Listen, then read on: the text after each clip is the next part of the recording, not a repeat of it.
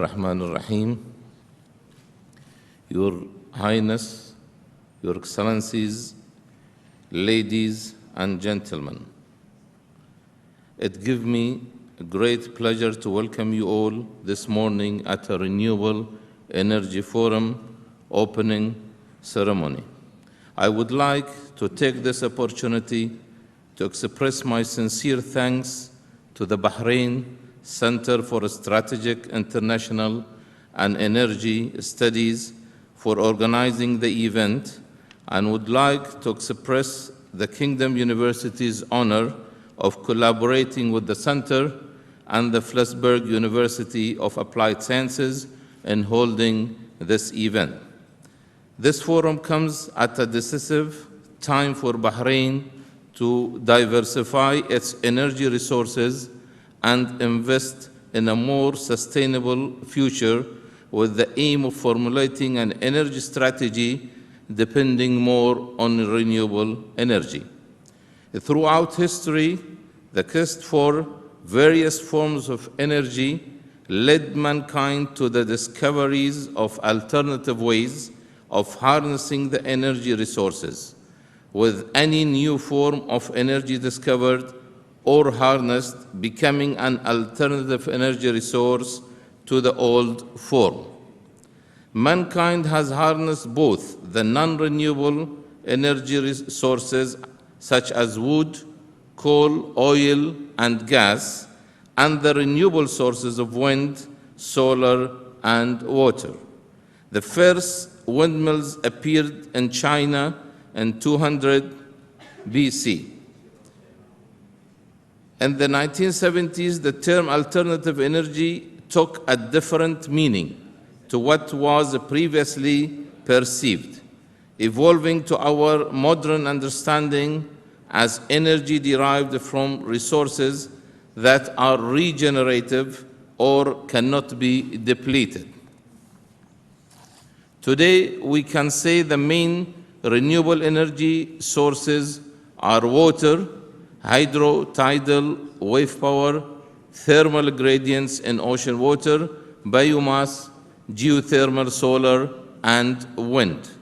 I would like to mention a few early discoveries in harnessing the power of the renewable energy resources.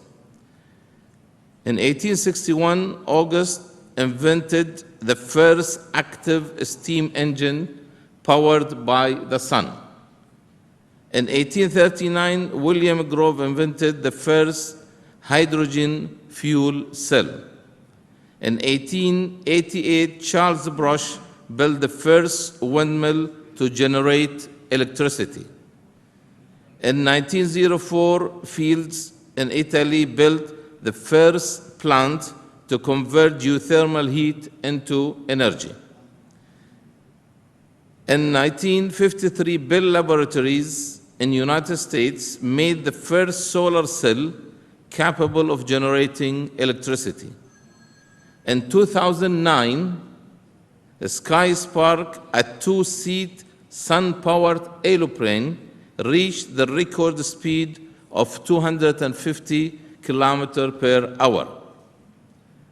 Internationally, the United Nations recognized the potential of renewable energy sources, where it has announced last year of a new global initiative called Sustainable Energy for All. The initiative aimed to coordinate partnerships between governments and industries to meet three objectives by 2030. First, ensure universal access to modern energy services. Second, double the global rate of improvement in energy efficiency. Third, double the share of renewable energy in the global energy mix. In the Middle East region, there is a great potential for renewable energy due to the high solar potential and average wind speed factors that are ranked among the highest in the world. These factors contribute to position of the Middle East as a viable power source of renewable power generation in the region. To highlight but a few initiatives from the GCC countries, and I think most of them mentioned by His Excellencies Dr. Abdulhussain Mirza, that Saudi Arabia, let's say, began building the first solar-powered water desalination plant, the first step in the three-part program to introduce solar energy into the kingdom, announcing a target of 41 gigawatts of solar capacity by the year 2030.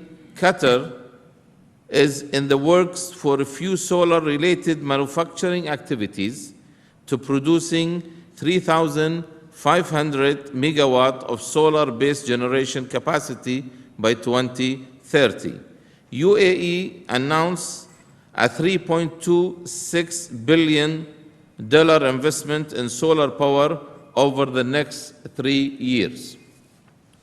Oman is planning a 200 megawatt photovoltaic concentrating solar power project and aims to source 10% of its energy needs from renewable sources by 2030.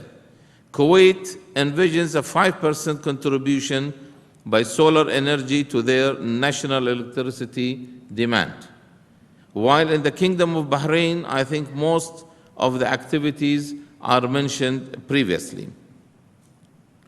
Furthermore, during the 10th International Oil and Gas Conference, Petro-Tech in 2012, just hosted by the Kingdom of Bahrain, Bahrain's Minister of Energy introduced the 2 renewable energy pilots with the just mentioned projects, which will generate a 5 megawatt of electricity following the signing of the MOU with the firm Petra Solar to build the project. Finally, I would like to thank Darasat Flensburg University of Applied Sciences for their organization and the World Renewable Energy Network, WREN, for their input in the forum, and my deep appreciation for all the sponsors who worked closely with the organizers to make this forum a reality. Thanks a lot.